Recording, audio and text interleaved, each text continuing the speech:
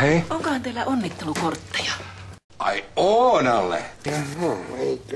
Eiköhän. Anteeksi. Ketä sä oot menossa onnittelemaan? Mä oon menossa sinne näyttelyn avajaisiin. Ei kun hitto. Munkin täytyy käydä tarkastamassa Kristo Makkara-kuvat sitten kun ehdin. Toivotaan, että näistä löytyy sopiva. Paska.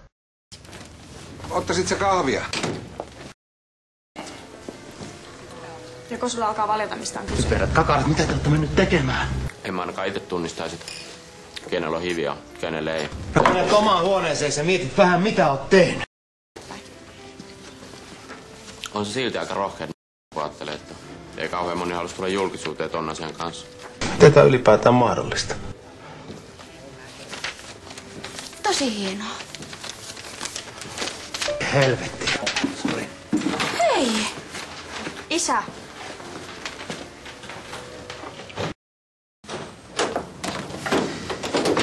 Terve.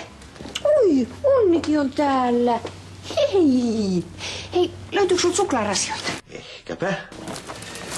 Tässä olisi pullo paskaa mustaherukkamehua. Toi on oikein hyvä. Riittääks toi? Ei kiitos.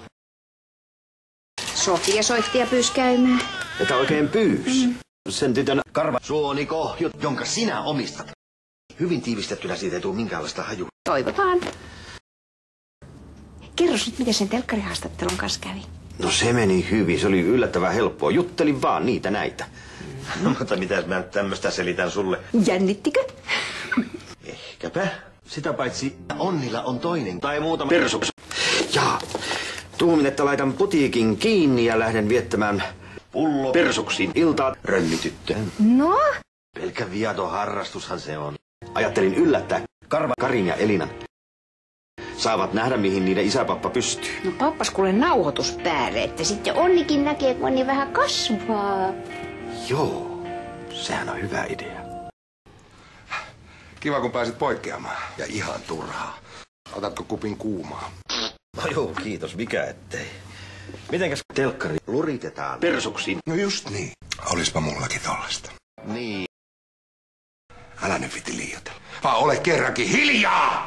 Koita nyt rauhoittua! Ai sä oot sinä. En olis uskonut tätäkään päivää näkevän. Seppo, sun työkaverina mä oon vähän huolissani susta. Etkä sä itsekään antais Karimata sun makuuhuoneeseen. Mitä helkkaria? Ismo Laitela. No riippuu keneltä kysytään. On ollut työkiireitä. Vähän paska. Olispa mullakin. No isot kassit.